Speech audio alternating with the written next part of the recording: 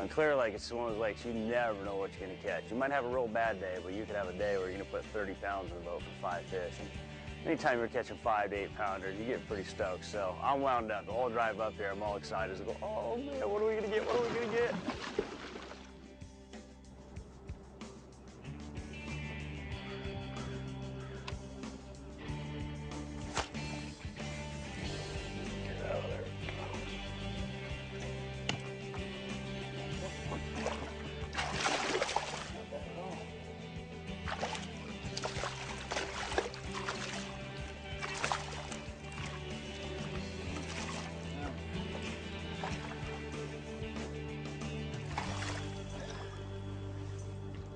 That's a big heavy jig. 3.5 pounder. He's about 8 now. Get you some and I dig it. You know, what we're doing right now is just, we're just coming in the very early stages of fall. Water temperature's just starting to cool down. And these fish are starting to migrate. And this year, we have some grass around, but there's very little grass for these fish to be holding in this year. So what that means, they're gonna start positioning on the hard cover. I mean by hard cover, they're gonna be on the docks and they're gonna be on rock. So all the traditional rocky areas in the docks that have some depth on it, that's what you're gonna be keying in. And if you look at this wall over here, or even this wood wall right here, you can see the water line. We're down probably, I'd say 5 to 6 feet from full pool. Well, these shallow docks up here got 6 inches a foot. You can pretty much eliminate those. So start looking for your deeper little troughs and just little drop-offs. It doesn't have to be a big drop-off here. A drop-off on Clear Lake is a 1 to 2 foot break. A 2 foot break here and change in water depth means the difference of catching a lot of fish or no fish.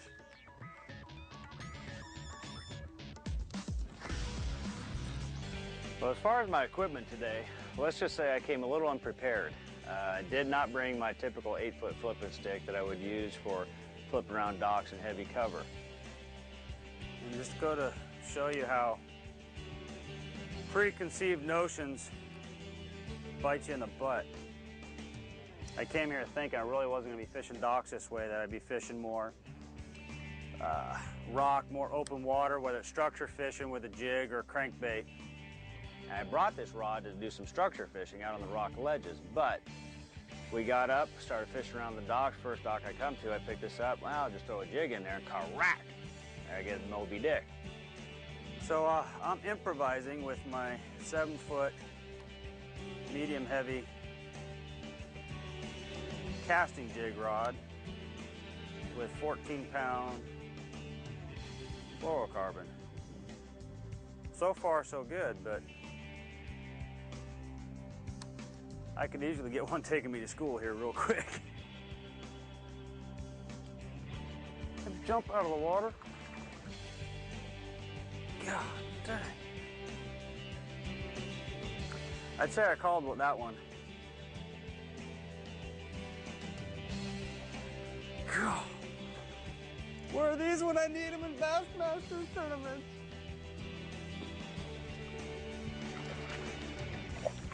God.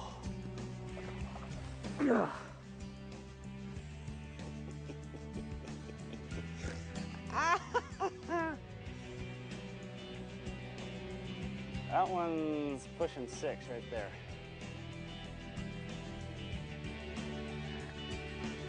Go to California and get some California big fish love.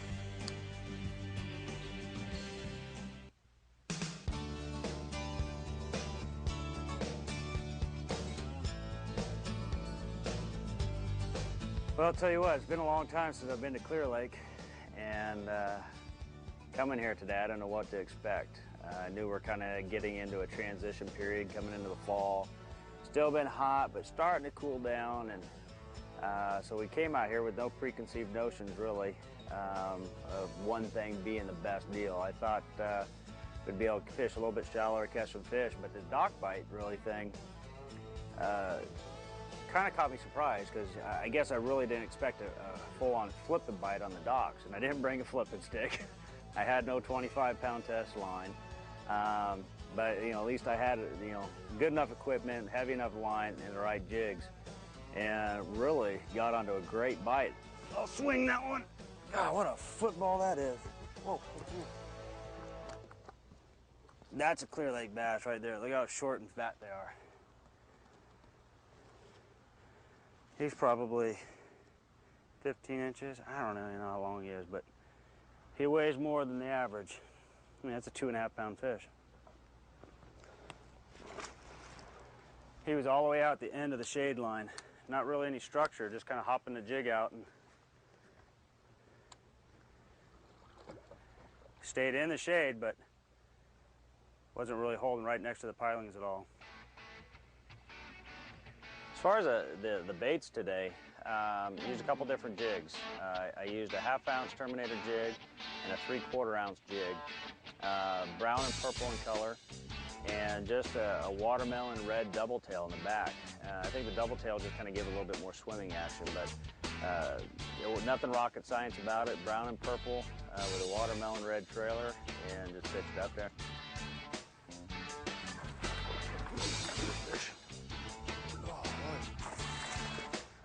He ate it.